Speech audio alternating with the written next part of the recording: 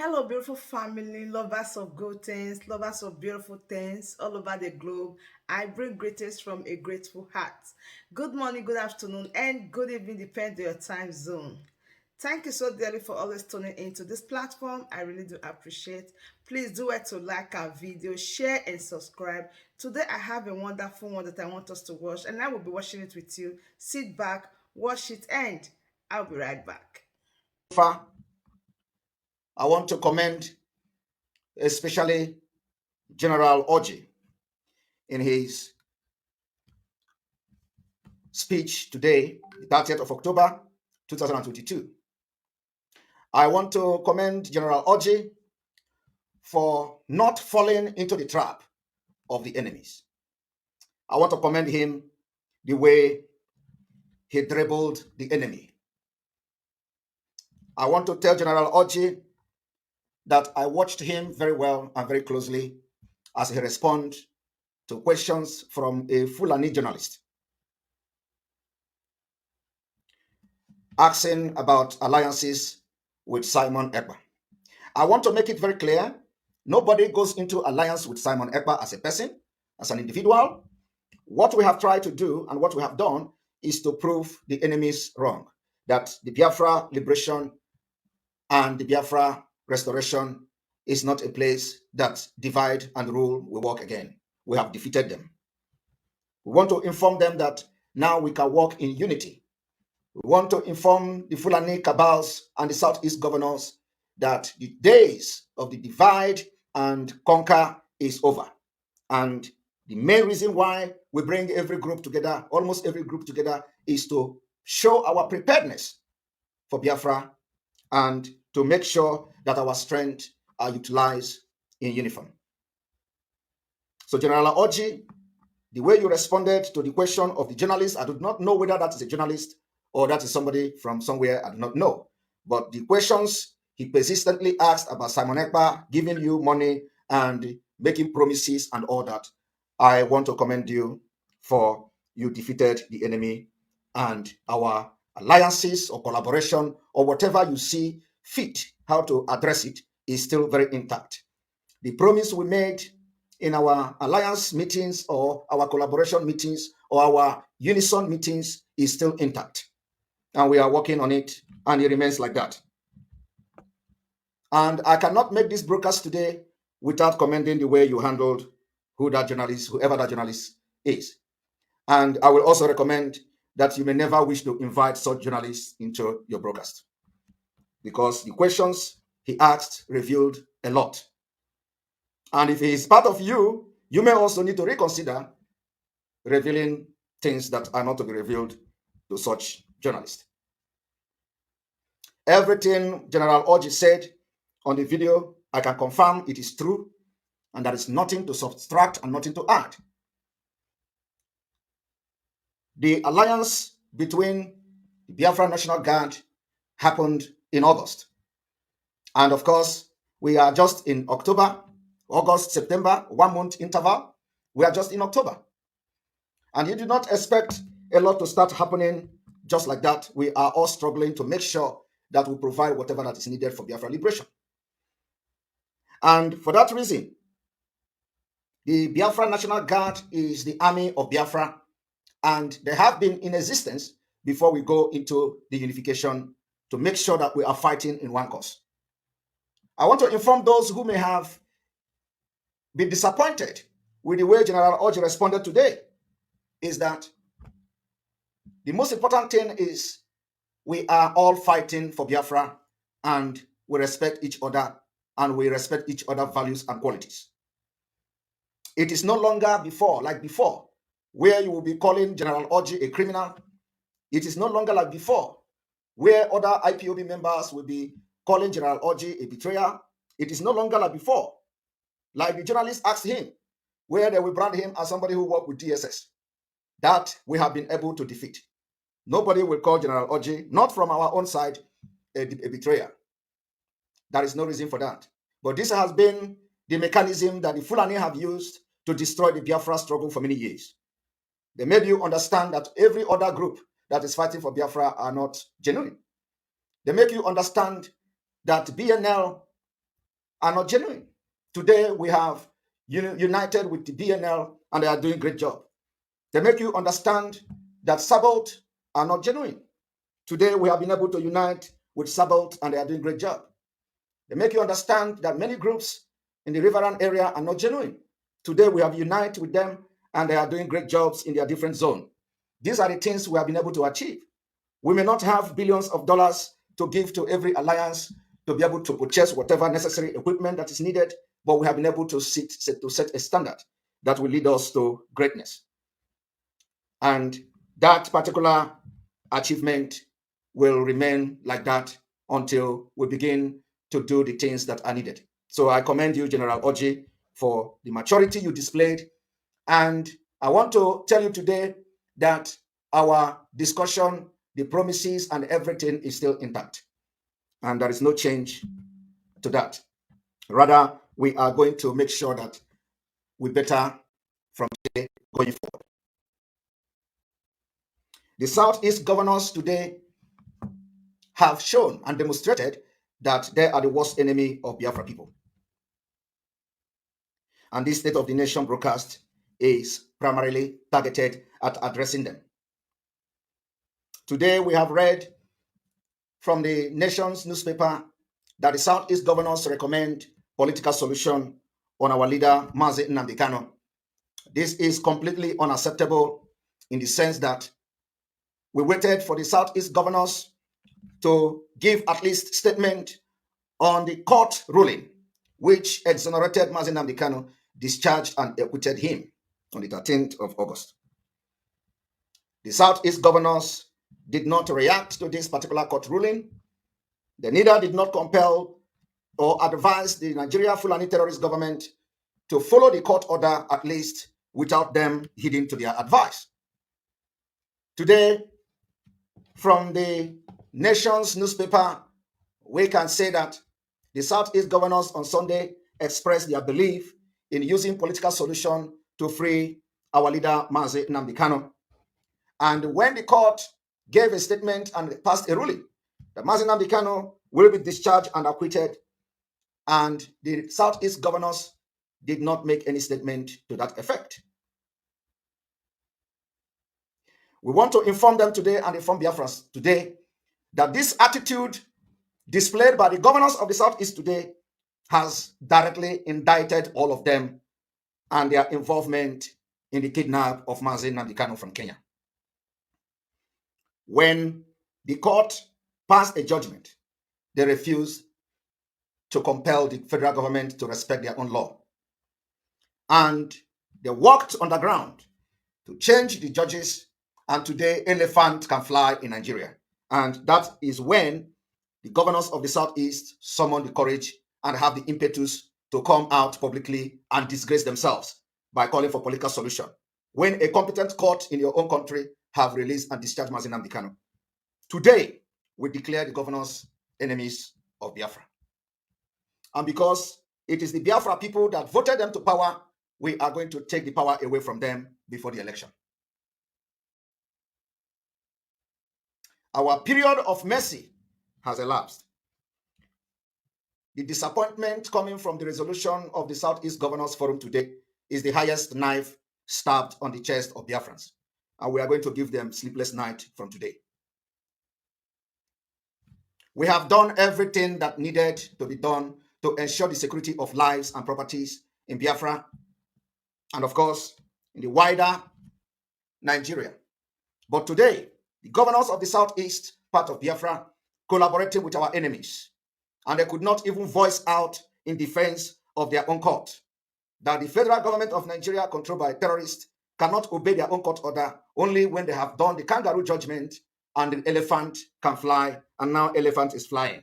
Only then they summon courage to have a meeting.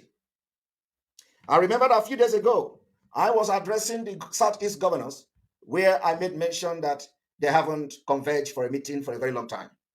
And I believe that this shenanigans meeting that you see them having today is coming from the fact that I have reminded them that they have not had a meeting for a very long time since the kidnap of Mazi Nnamdi Kanu. Because they follow us every day. We are watching them as well as they're watching us. After they have demonstrated they have no remorse about the direct involvement of the waste of life and destruction of property by the invaders, Fulani terrorists, and the Nigeria government in army uniform and the DSS uniform. Since the Nigeria government has chosen the invaders and terrorists from the northeast part of Africa over their own said citizens, we have no option but to defend our land with everything we have. I want to also make this declaration here that everything General Oji said today, we, the Biafra people, endorse it. Every declaration that is coming from General Oji today on Biafra restoration and declaration, we endorse it, as it is the same goal that we have, and it is the same thing we are doing. We endorse it, and we are going to endorse it again and again and again. In addition to the declaration of General Oji, I want to also make very clear the following. We can all remember from the Nigerian newspaper, from the Tribune report of the 16th of August, 2022, where General Dambazu said, and quote, the army forces with a population of about 200,000 have the deficit to confront the terrorists as they have been overstretched. It is to review our counter-terrorism strategy to eliminate these state actors, as security should be the top agenda as we gradually approach the 2023 general election. I want to inform Biafrans that by every ramification and every information available to us, Nigeria army cannot defeat us in battle. They have no capacity. They may have the military jet, they may have the military helicopter, the gunboat, and what have you.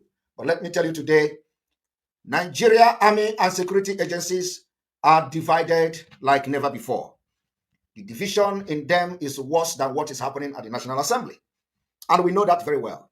Apart from the division, every single person that is from the southern part and the middle belt of Nigeria serving in Nigeria army today are all doing that and waiting for the time the whistle will blow.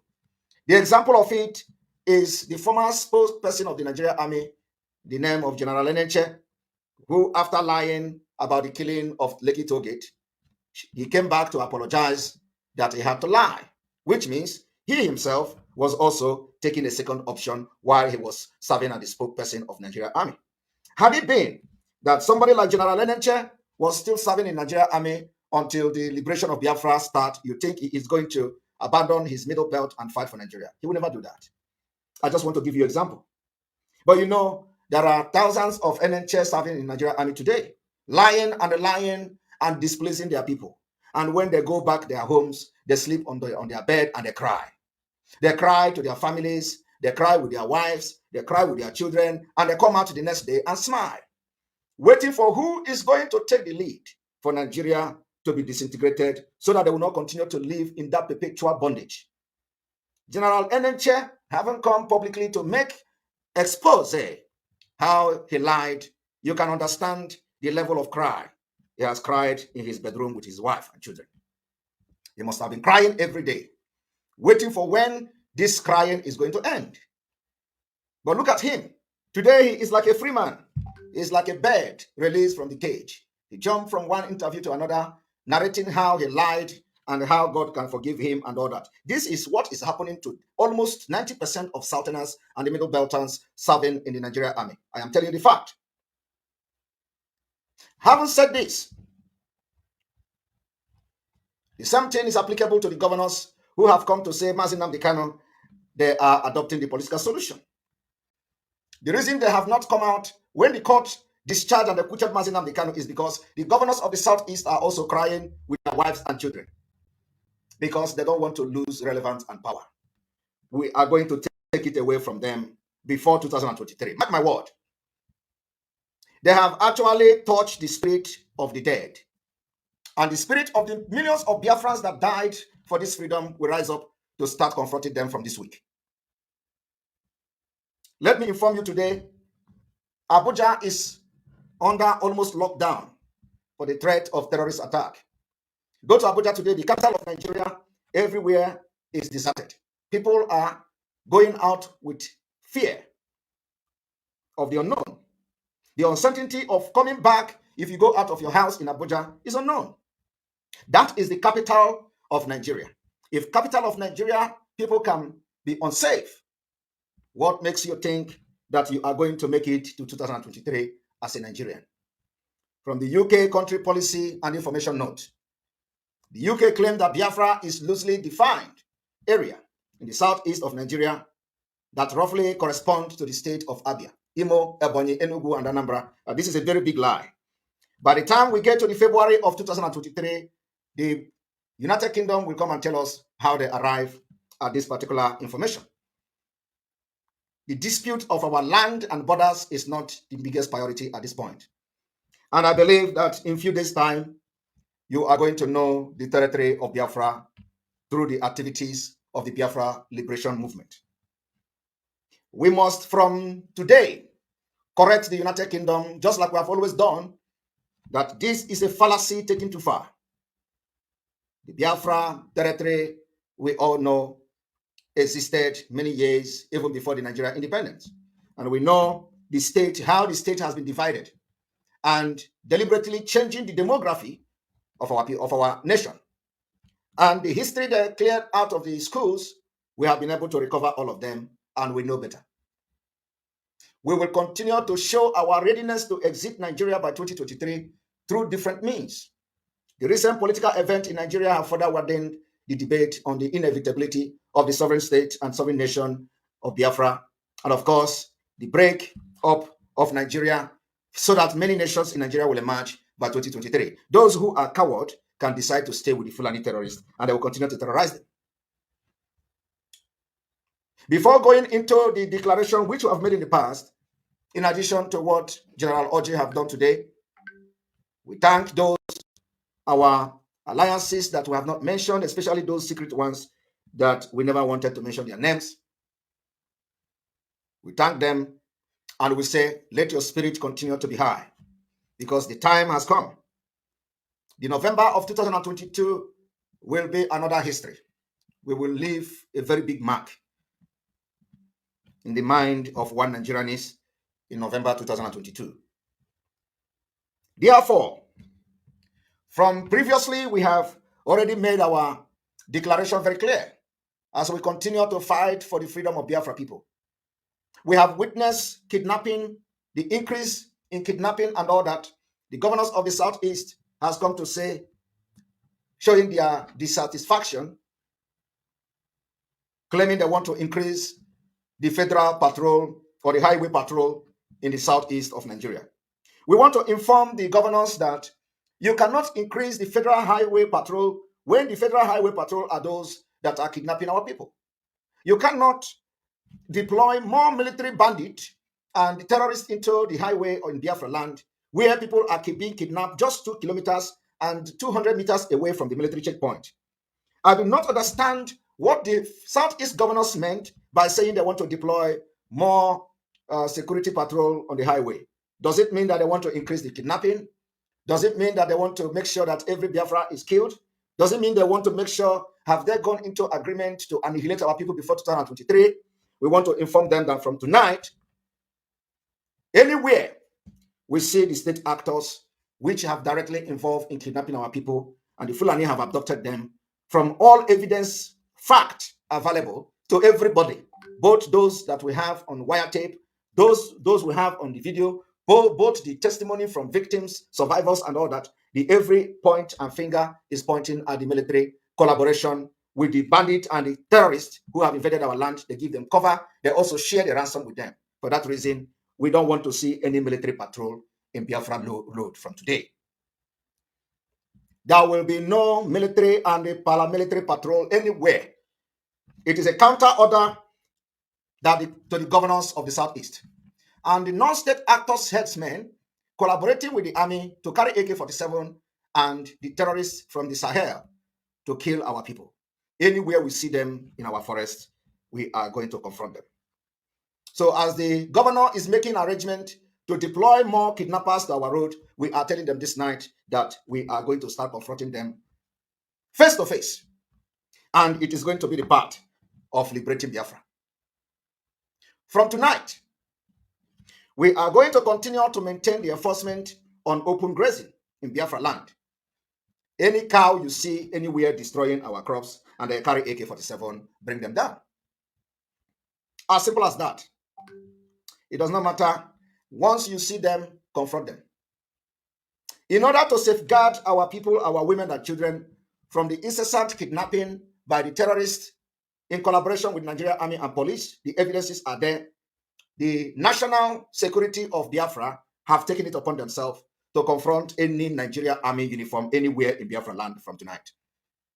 To show our readiness to break away from a terrorist country, from Nigeria by 2023. From tonight, we are declaring that every military, police, and custom checkpoint in Biafra land from tonight will be a target. Nobody will be allowed to be using Nigeria uniform to cover the kidnapping of Biafra people. The evidences that we have so far have proven that the military checkpoint, custom police checkpoints in Biafra land are used by the terrorists. Because every kidnapping happening in Nsukka from Enugu to Onitsha to Owerri to all these places are happening just by the military checkpoint. So for that reason, we don't want to see them again. If we see you on checkpoint, you are a terrorist. Until you tell us how come you are 2 kilometers away from your checkpoint and Fulani are stopping our people with a sporadic gunshot and kidnap them inside forest and you are there and you don't confront them. From most of the indication, most of the intelligence gathered so far is that even after they kidnap these people, they share the ransom. So we are making it very clear today. If we see you anywhere, any checkpoint, you are a terrorist and you'll be treated as such. The use of siren, again, is still in force. It has been banned in Biafra land. This will continue until next year when we will successfully stop Nigeria from conducting election in Biafra territory. The oppression of the terrorist group called the Bubago, and of course, their counterpart, the RVG or whatever they are called, these activities of these terrorists, who are not even Biafrans in the first place, remain banned. And I will tell you today that we are very, very serious. Due to the high level of insecurity in Biafra land today, which the governors themselves have demonstrated to be behind this insecurity for the reason best known to them. It exposes the life of our people to danger when gathered more than 10 persons. And of course, for that reason, we therefore banned again every political gathering in Biafra land, every campaign, every governmental public outreach in Biafra land is hereby suspended. The same way the America are calling on their citizens in Abuja to evacuate, giving them security warning and concern, is the same way the Biafra people will have come today to give security concern to every gathering in Biafra land by making sure that every political gathering is hereby banned, to make sure we preserve your life and protect you. Till further notice. We also want to call on Biafra people to continue to get ready for next year. Probably you have to start stockpiling food for 2 weeks. The food that will take you for 2 weeks, you and your family. If you do not have food, you better start now and talking to people so they can help you to stockpile food for at least 2 weeks. When the time comes that we order you to sit at home for 2 weeks, you will be able to sit at home and you have food that you and your family can eat. This is the small price you are going to pay for your freedom. A lot of people, for example, in different places where crises are happening today, they have been on it for many years. I want to tell you that if you want freedom, prepare for war. In a few weeks or days, I wouldn't say in few, because the Biafra flag from our activities ought to have been hoisted in the entire territory of Biafra. You will be expecting it any moment from now. And when that happens, we are going to have again the State of the Nation address to address you and continue to show you step by step on what we are going to do to get Biafra. I want to inform Biafrans today that we are just in 126 days to Biafra. Very, very important. While people are mocking us for having a countdown on Biafra, we are very, very focused. Finally, I want to inform all of you that those who say we are not going to sleep, they must be ready to stay awake. I want to commend the commanders of the Eastern Security Network in the entire Biafra land, I want to say thank you for the job well done in making sure, even with all the attack you receive from left and right, we have been able to curtail the activities of the Fulani terrorists, and they're now focused on kidnapping on the road with the Nigeria, in the collaboration of the Nigerian Army and Police. I can tell you today that we have been able to defeat them in our various farms and villages, and those places where the military have showed their power and strength. They are now cutting our people with knives and machete. We are going to assure Biafrans today that very, very soon, very, very, very soon, this story will change. We want to commend you all who have been working round the clock and underground to give intels as they come. I want to commend those who are working genuinely, especially in the legal team, who are working genuinely for the freedom of Mazi Nnamdi Kanu. And for the very first time, I want to commend Barrister Aloy Ejimako and his group. The more days and the more weeks, the more we go forward in this struggle, the more many things are opening up. And of course, everything is step by step. There are different and many informations that we continue to work on. I want to commend them and commend his team for the job they have done so far. And then commend every person in the legal team who are genuinely with their heart, fighting for the release of Mazi Nnamdi Kanu. We do not believe in Nigeria judiciary. The Nigeria judiciary is dead. And for those who mocked us when we said the Nigeria judiciary is dead, I hope you can mock us again. Because in Nigeria, elephant can fly. And we know how to release our leader. We know where and what to do, and it will be out. And we're working on it. From here, I will say, may God bless the Republic of Biafra. May God bless the Biafra government in exile and the entire cabinet. And I continue to promise Biafrans that in a matter of days, the Biafra government in exile and their cabinet will be addressing Biafra. I apologize that this particular address has taken a little bit while, but believe me, they are not idle. The Biafra government in exile is now issuing the letters to all Biafrans around the world free of charge. And this service they have been doing since we activated the Biafra government in exile. And we are working very, very hard to make sure that every mechanism is being put in place. I thank Umada of Biafra, being led by Honorable Charles Azuka Nwankwo, for their job. I want to thank the elders. I want to thank those, our spiritual leaders, our spiritual elders, our kings and Ezes, chiefs, who are working very, very hard secretly. And I want to thank those who are committed financially in this liberation of Biafra. And I want to thank those who may change their mind today to join us to see that whatever that is needed for this liberation, that we have it ahead of time. We do not have time, and 126 days. So many people will be waiting to see how they are going to do it. But what you don't know is that the God of Biafra will always position the people that will do the right thing at the right time. We will continue to pray for our people back home. We will continue to pray for vulnerable women. We will continue to pray for those who have been affected by the flood that was deliberately done to our people to make sure they weaken their zeal. We will continue to pray for the victim of the flood that is ravaging the southeast, and of course, the other part of Biafra land. Our prayers are with you. And we continue to pray for the family of our leader and our leader himself. And we are hoping that one day, before this year ends, we are going to celebrate, and we have the cause to celebrate. If we do not celebrate this year, we are going to celebrate next year. We must keep the hope alive. And I call on all Biafrans to stay very strong. We are winning this war, and there is no two ways about it. We must be very strong. We must maintain our mental toughness. We must stand by the truth. We must be upright at all times and make sure that we don't lie against anybody.